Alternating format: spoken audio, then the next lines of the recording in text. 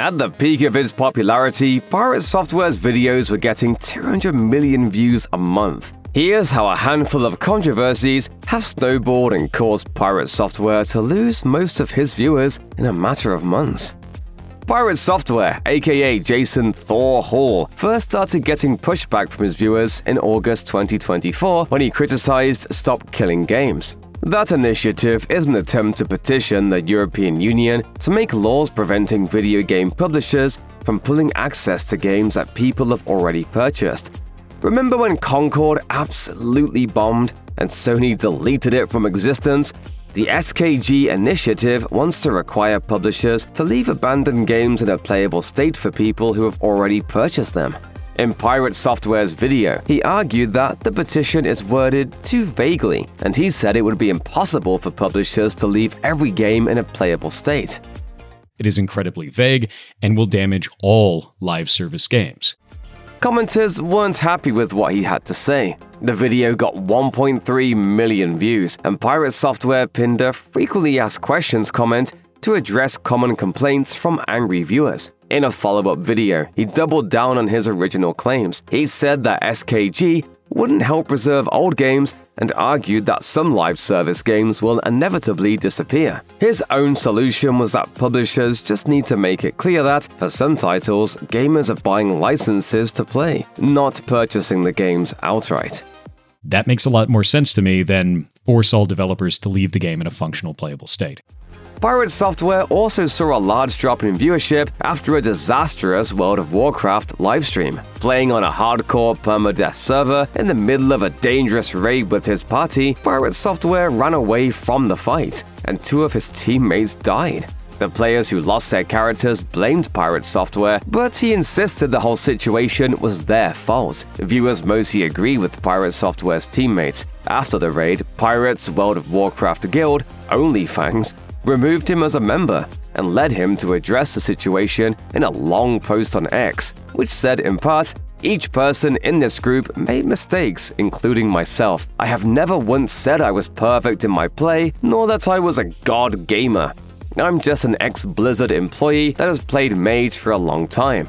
Another World of Warcraft player and OnlyFans member commented on Pirate Software's statement and said that the response to the entire situation had caused more problems than the raid itself. Well, people online thrive on every little piece of drama, and after this whole ordeal, Pirate Software's viewership continued to fall.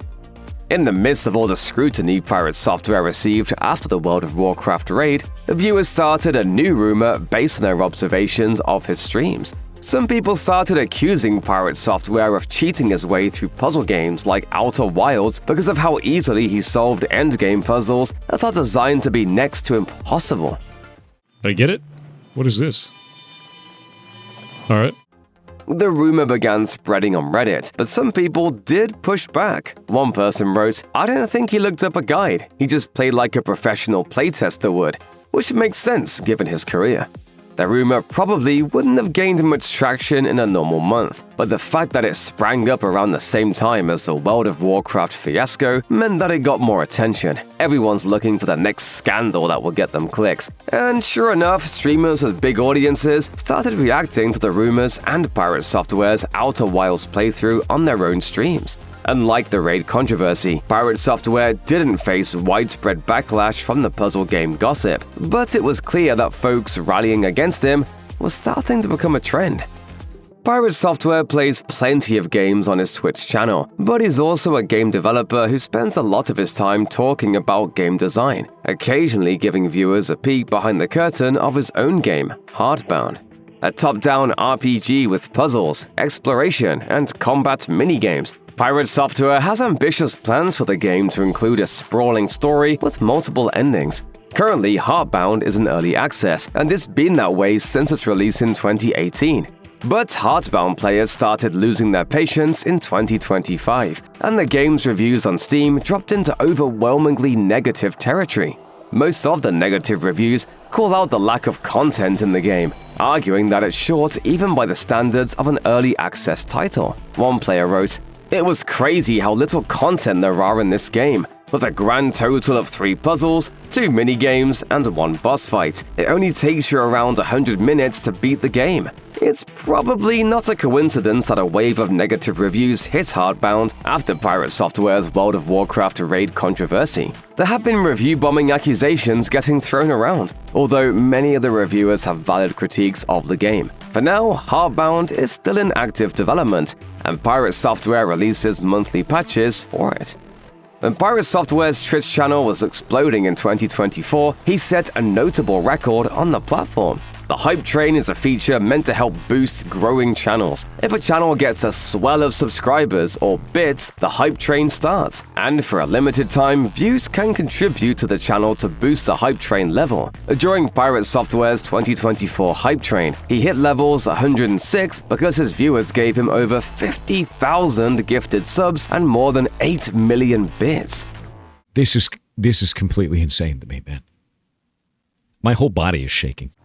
Pirate Software got a ton of recognition for setting that hype train record, and he held it until another streamer hit a hype train level of 111 in January 2025. But a few months after he lost his record, new rumors claim that he won it illegitimately in the first place.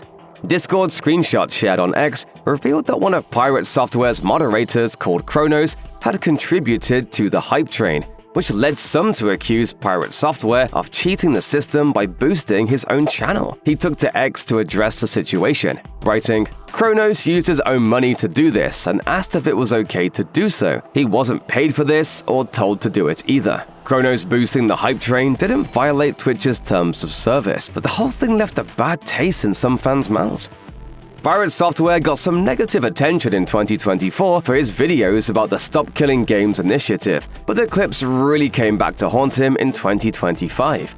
Ross Scott of the YouTube channel A Curse Farms was one of the main driving forces behind SKG, and in June 2025, he posted a video announcing the death of the movement. At that point, the petition was more than 500,000 signatures short, and more than half of that video took aim at Pirate Software's criticism of the SKG initiative. This video came out right as we were building momentum, then except for one boost in Germany, the signatures started drying up like clockwork.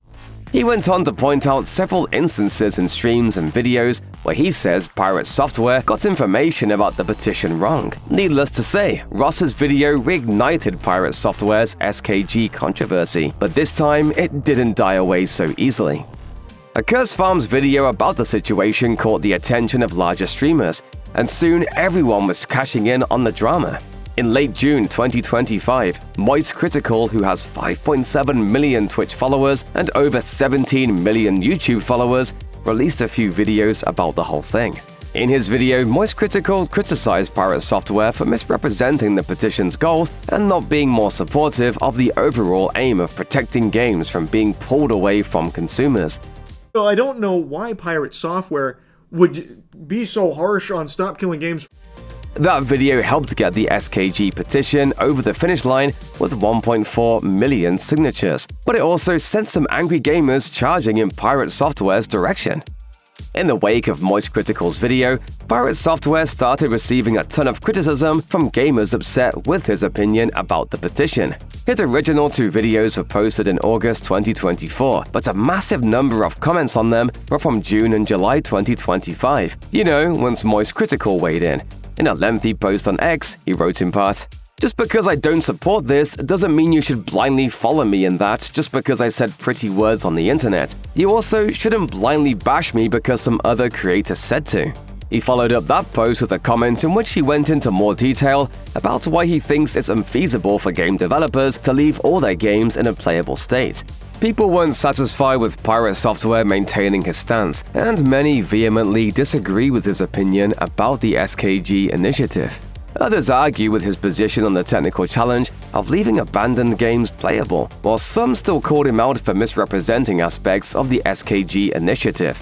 Moist Critical released another video called Pirate Software Situation, where he said that he spoke with Pirate Software via DMs for about 2 hours. According to him, the conversation went nowhere. You're working with Offbrand? Yeah, they actually hired me on as the director of strategy.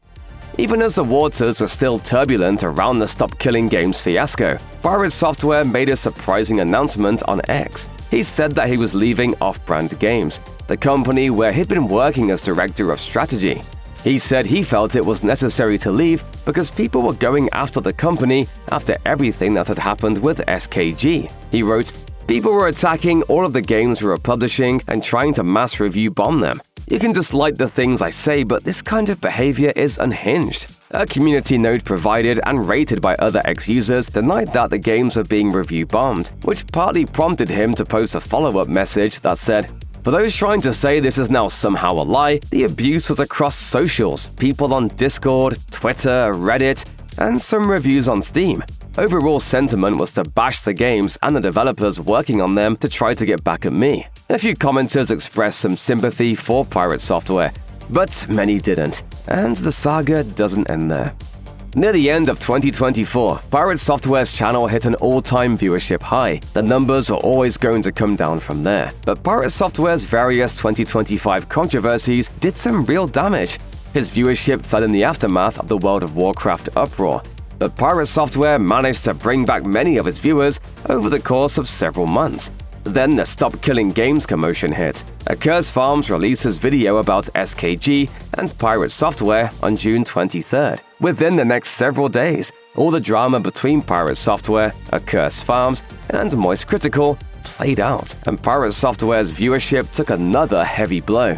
From June 23rd to June 30th, his YouTube channel saw a 50% drop in viewership. By July 2025, Pirate Software's viewership was at its lowest point in years. Looking back, in the span of about 10 months, the channel lost 90% of its viewership. In the 2 weeks alone following Curse Farm's video about Pirate Software's impact on the movement, Pirate Software's YouTube channel lost 100,000 subscribers. He still has over 2 million subscribers on YouTube and another 1 million on Twitch. But this drop in viewership has probably still hurt his bottom line. There's no denying that the SKG backlash has had a massive effect on Pirate Software's channel. But it's clear at this point that he's dead set in his opinion on the initiative. Which, well, he's got the right to do that.